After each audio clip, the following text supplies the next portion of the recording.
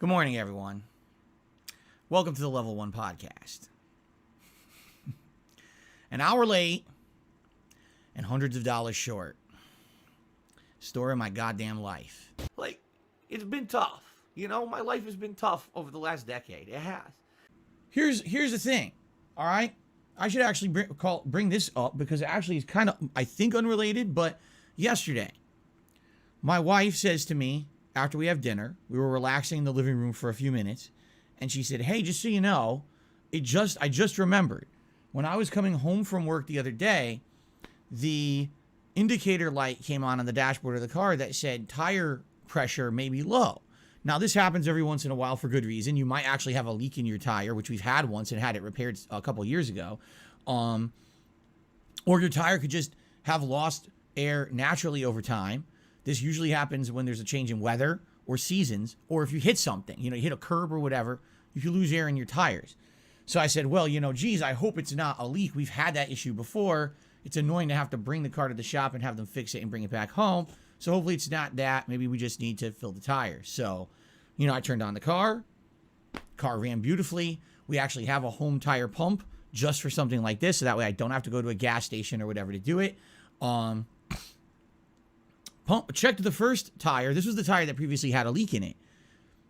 It was around, I don't know what the rating is for tire pressure, but basically it says right on our tire, you never should overfill it to over 40. I tested it. It says it's 25. I said, okay, so it's a little over half. I can see maybe why the indicator went off.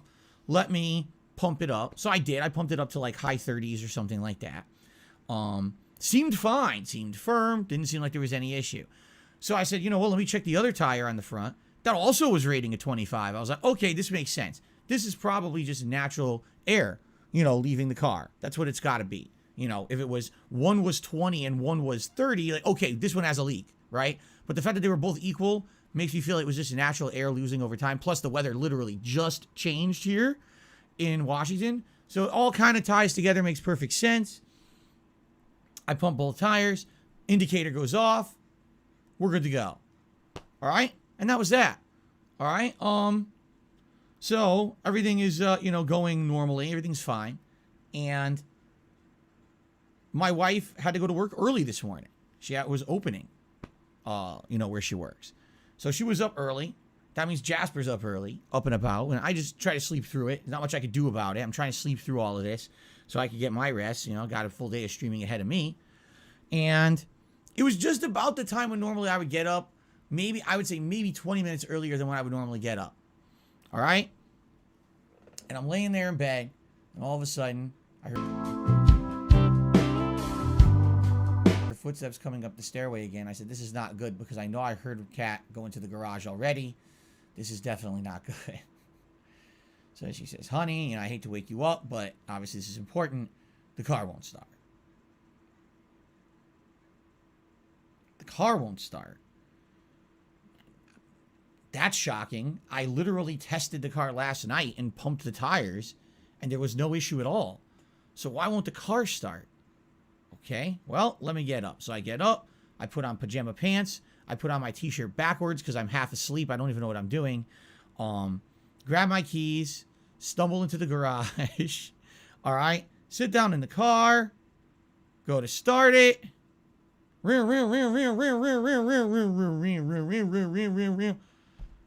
Battery works. Lights are on. It's not like it looks like the battery's dead or anything. It just won't start. Now I'm listening. I don't hear any clicks. I don't hear any weird sounds. Just and won't start. Of course, I look at the dashboard. Now it's like Christmas, right? You got to check engine light on. There's another light there that's like this power steering wheel. The thing is, I looked online, and basically when you have issues with a car like that, even though it says certain things on the dashboard, it might not necessarily be true. Like it actually says a common thing that happens with the car is that the power steering will go on, but it's not actually true. It's related to just the car having a malfunction, and then once the computer resets, it'll just go off. There's nothing wrong with the power steering. Okay? I don't think there's anything wrong with the power steering. I think there's something wrong. Something went wrong with either with the engine or the computer. Who knows, right? But I'm not a car guy. I don't know how to beat it.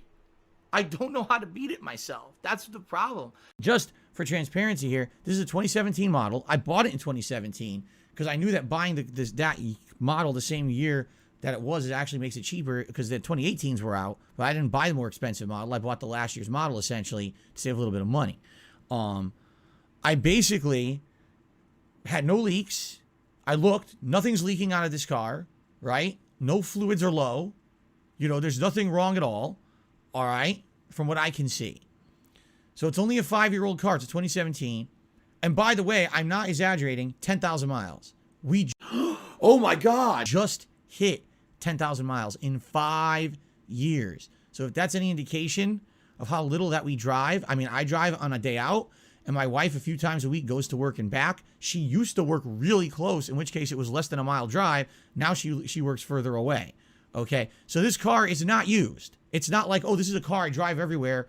This is a car with almost no use whatsoever. All right? So, yeah, to have it break down in the garage is pretty upsetting because this is bullshit. It's not like this is a reason for this to happen, all right? And the thing is, when it rains, it pours. Because let's recap. So let's recap this situation. I did nothing wrong, okay? Already just this month, the crap that's happened to me, okay? Number one, my dishwasher breaks and leaks all over my kitchen. So I have a broken dishwasher.